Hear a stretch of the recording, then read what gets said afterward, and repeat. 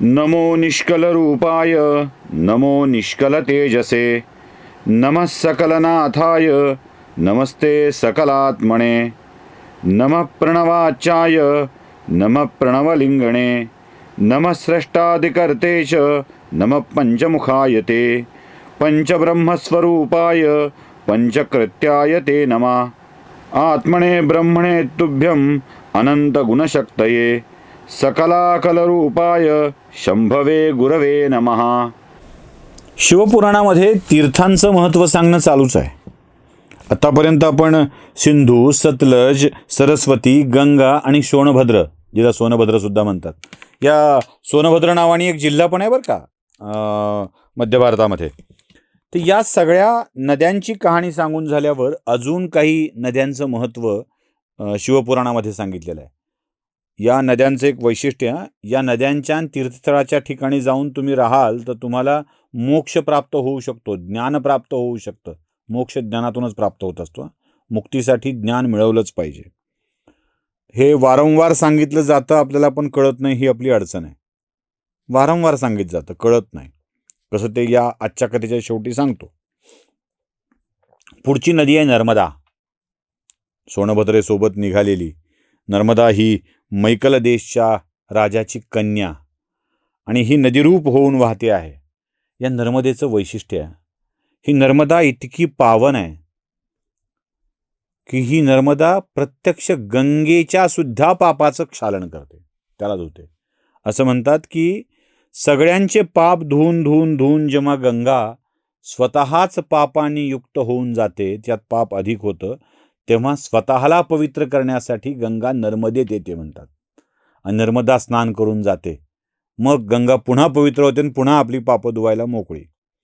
म्हणजे गंगेलाही पवित्र करणारी नदी कोण? तर नर्मदा आहे. या नर्मदेचं स्थान, नर्मदेचं वाहन म्हणून नर्मदा परिक्रमा खूप मोठी आहे. ही पुण्यसलीला आहे. आणि जे नर्मदेची आराधना करतात, प्रदक्षिणा करतात, त्याला वैष्णव पदाची प्राप्ती होते. थेट विष्णूच्या जवळ जाण्याची संधी मिळते.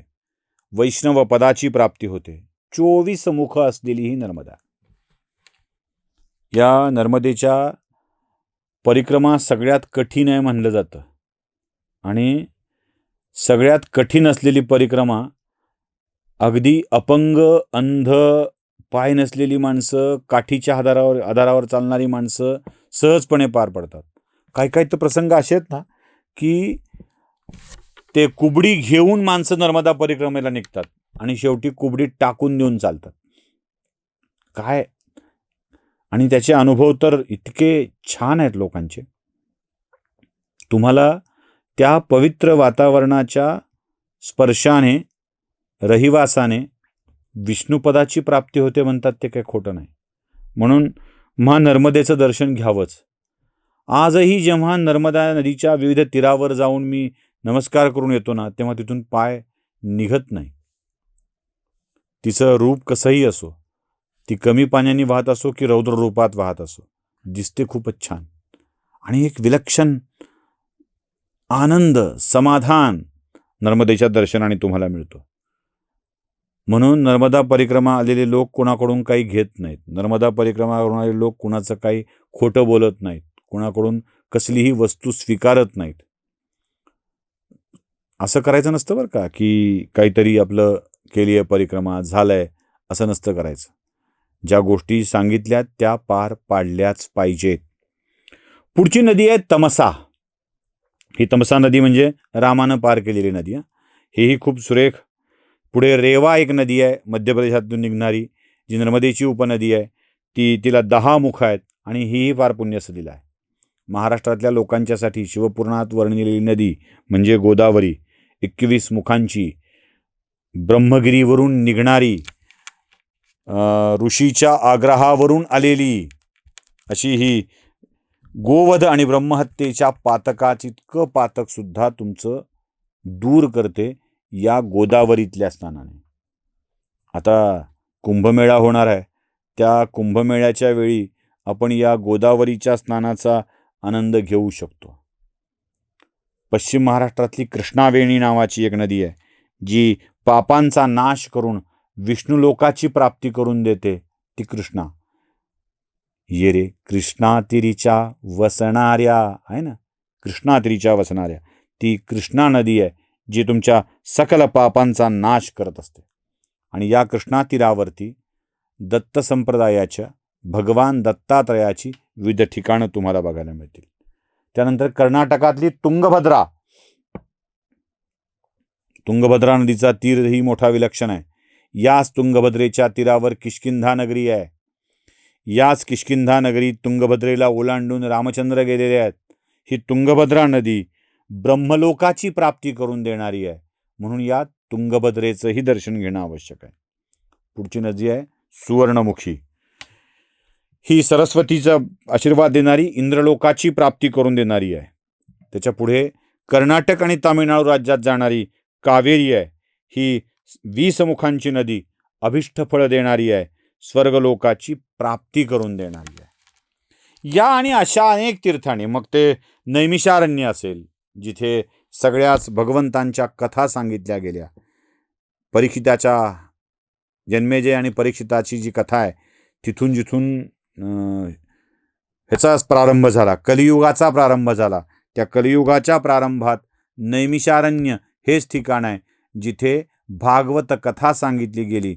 या पुराणांची निर्मिती जिथे झाली ते नैमिषारण्य, बद्रिकाश्रम आणि केदार तीर्थ हे सगळे अशीच ठिकाणं आहेत जिथे तुम्हाला परमपवित्र शिवाचा, ईश्वराचा रहिवास आहे आणि तिथे तुम्हाला पुण्यप्राप्ती मिळणार आहे. स्वर्गलोकाची प्राप्ती करून देणाऱ्या कावेरीचं स्नान आपण करू, तुंगभद्रेचं स्नान आपण करू, सुवर्णमुखीचं स्नान आपण करू, सगळे स्नान आपण करू, सगळ्या तीर्थस्थळावरती जाऊ, नैमिषारण्यात जाऊन तिथल्या तीर्थामध्ये बुडी मारून येऊ, सगळं करू. पण एक गोष्ट आपण करतोय का की जिथे शिवपुराणातही सांगितलंय आणि नेहमीच सांगितलं जातं, आपण जायतो आणि सगळं करून आल्याचा आनंद व्यक्त करतो, सगळं करून आल्याचा आनंद व्यक्त करतो, मोठेपणा सांगत असतो, आनंद नसतो. मी इथं जाऊन आलो, मी तिथे जाऊन आलो, मी इथेही हे करून आलो, मी ते करून आलो, आणि आपलं वर्तन परत तसंच सुरू होतं, जसं असायला पाहिजे तसं सुरू होतं. मुळात जायचंय कशासाठी? शिवपुराणात काय सांगितलंय? या सगळ्या तीर्थक्षेत्रावर तुम्ही जाल, शुद्ध भाव घेऊन जाल, तेव्हा नुसता शुद्ध भाव नाही, स्नान, जप, दान करावं, त्यात रोग दरिद्रता दूर होते. ते करायचं असेल तर पाप करू नये, खोटं बोलू नये आणि चांगल्या मार्गाने कमवलेलं धन जिथं खर्च करावं. ज्ञान दिलंय, ज्ञान दिलंय. जाऊन काय करावं हे सांगितलंय, केल्याने काय फायदा होतो हे सांगितलंय, मार्ग सांगितलाय, कुठे जायचंय, कुठे गेल्याने काय होत आहे, सोपान तयार आहे, ज्ञान तयार आहे. आमची अडचण ही आहे, आम्ही पहिला टप्पा विसरतो, यातून निवृत्त होऊन जात नाही. पहिला टप्पा विसरतो. गेल्यावर काय होतं, कसं जावं हे सगळं कळालंय, पण जे कसं जावं हे जे आहे ना ते आमच्या डोक्यात येत नाही. आणि या विष्णुपदाची प्राप्ती, ब्रह्मलोकाची प्राप्ती, शिवलोकाची प्राप्ती ही आम्हाला होतच नाही. आणि मग म्हणतो, बघा सगळे तीर्थ तर आम्ही करून आलो, आम्हाला कुठे काय मिळालं, आम्हाला कुठे काय मिळालं. न मिळण्याचं कारण आहे निवृत्त होऊन नाहीत आणि तुम्ही योग्य दिशेने जात नाहीत. ह्या योग्य दिशेनं जाणं आपल्याला समजलं पाहिजे, कळलं पाहिजे. मुक्ती मिळवायची असेल, मोक्ष मिळवायचा असेल, या सगळ्या पापातून मुक्त व्हायचं असेल तर आचरण सुद्धा शुद्ध पाहिजे. नुसती कृती केल्यानं नाही होत. नदीत जाऊन बुडून आलो आणि मी पापमुक्त झालो असं नाही होत. देवाच्या चरणावर मस्तक ठेवलंय आणि मी पापमुक्त झालो असं नाही होत. असं कधीच होत नाही. तीर्थाटन करणे, तीर्थस्नान करणे हा मुक्तीचा मार्ग नव्हे. तीर्थाटन करण्यासाठी आणि तीर्थस्नान करण्यासाठी एक अहर्ता धारण करावी लागते. काळा कोट घातला, गळ्यात टाय घातला आणि कोर्टात गेलो म्हणजे वकील झालो का? नाही. तुम्ही कोर्टात गेल्याबरोबर जज तुम्हाला विचारेल, बाबा तू कोणता वकील आहे, तुझा नंबर काय, बार काउन्सिलकडे नोंदणी झाली आहे का, कुठून शिकलाच, हे सगळं आधी कळावं लागेल. मग त्यासाठी वकील व्हावं लागतं. काळा कोट घातला वकील झालो नाही, पांढरा ते लावला टाय वकील झालो असं नाही, शूज बीज घालून कोर्टात गेलो वकील झालो असं नाही. वकील होण्यासाठी वकील झाल्यावर कोर्टात जायचं असतं. वकील झाल्यावर काळा कोट घालायचा असतो. आणि वकील होण्यासाठीची अर्हता LLB ती डिग्री मिळवावी लागते. तीर्थावर गेलं म्हणजे पापमुक्त झालो असं नाही. देवाच्या चरणावर नतमस्तक झालो म्हणजे पापमुक्त झालो असं नाही. देव विचारील, बाबा डिग्री मिळवली आहे का, तुझी अर्हता काय आहे? त्याचं उत्तर कुठे आहे आमच्याकडे? आणि ती अर्हता काय आहे? सगळ्या दोषांना मनातून बाहेर काढायचं आहे, विकारांना बाहेर काढायचं आहे. आणि विकाराला बाहेर काढल्यावर दर्शनासाठी तिथे जायचं आहे. एकदा तसे गेलात ना की बघा सगळ्या लोकांची प्राप्ती होते. तो मार्ग आहे. एखाद्या कार्यालयामध्ये प्रवेश करण्यासाठी दारावर आपण उभे असतो, ॲक्सेस कार्ड लागतं. ते ॲक्सेस कार्ड म्हणजे विकारापासून निवृत्त होणं आहे. आणि त्या निवृत्तीचं ॲक्सेस कार्ड लागलं की मुक्तीचा दरवाजा उघडतो. आम्ही हे लक्षात घेतलं पाहिजे. तीर्थाटन केल्याने पुण्य मिळत नाही. तीर्थाटनासाठी आवश्यक असलेली अर्हता पूर्ण केल्यावरच तीर्थाटन फायदेशीर ठरतं. हे लक्षात ठेवा. नमस्कार.